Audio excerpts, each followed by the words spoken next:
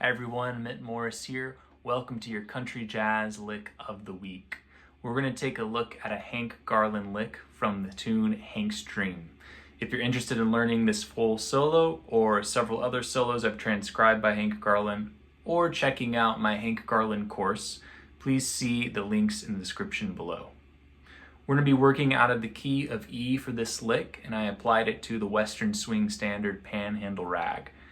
This lick is a 2-5 lick, and it can be used as a 2-5 lick, but it could also just be used as a simple dominant or 5-chord lick, as there are a couple different ideas that we can kind of expand on and apply in other situations built out of this lick. So we're going to be working from the 2, that's the F sharp in this key. So we have the F sharp chord right here. We have F sharp as 1, A sharp as 3, C sharp as 5, and then F sharp as 1. That's our triad. And then we drop that F sharp down to an E, and we have our F7 chord, or F sharp 7 chord. So the first part of this lick is going to sound like so.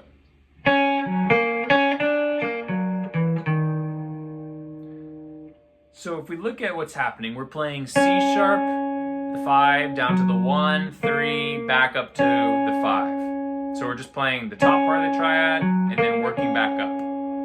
From there, we're raising that 5th up to a sharp 5th, a C double sharp or a D note. And this is creating an augmented chord. An augmented chord is when you take a triad and raise the 5th. It's a way to create tension, kind of like a dominant chord, that will lead you into the next chord that you're resolving in. So if we're thinking of the F sharp as like a 5, like a dominant 5, we're resolving into a B, which is the new 1 chord. So this F sharp augmented, we can hear that resolves into the B. So we're playing the triad, augmenting the 5th, and then coming back down the triad. So A sharp, F sharp, and then E, the flat 7th, to create that more tension to resolve into the 3rd of B7, which is the D sharp. So without me talking, you have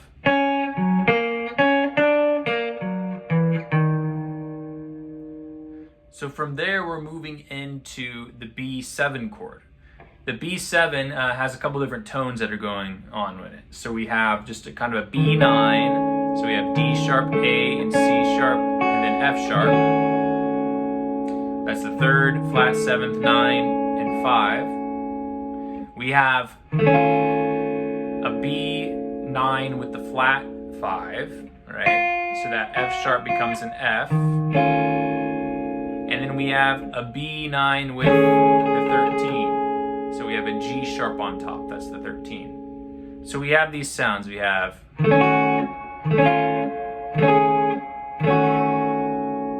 when we play the lick, it'll sound like this. We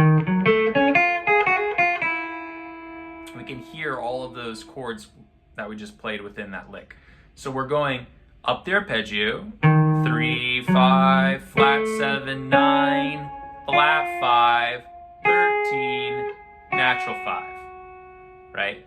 And note names, that's D sharp, F sharp, A, C sharp, F, G sharp, F sharp. And then I'm gonna do a little trill here, and then resolve. F sharp, G sharp, F, E. And that gets me back to my E chord. So I have this. And that little move from F to G sharp to F sharp is called an enclosure. We're surrounding a specific note, that specific note being the F sharp. So we have the flat 5, 13, landing on our 5 there. Below, above, resolve, and then we resolve into the E. So when we put the augmented idea into that, we have this really nice flowing line where we're going.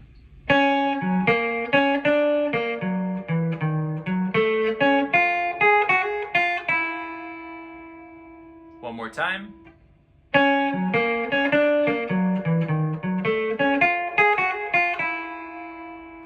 So this is a lick that you can use as a 2/5, but you can also just take those ideas of the augmented, triad, as well as the extensions on that basic dominant ninth arpeggio and apply it to any kind of 5 chord, any kind of chord where you want to create tension to resolve in any of your tunes that you're working through.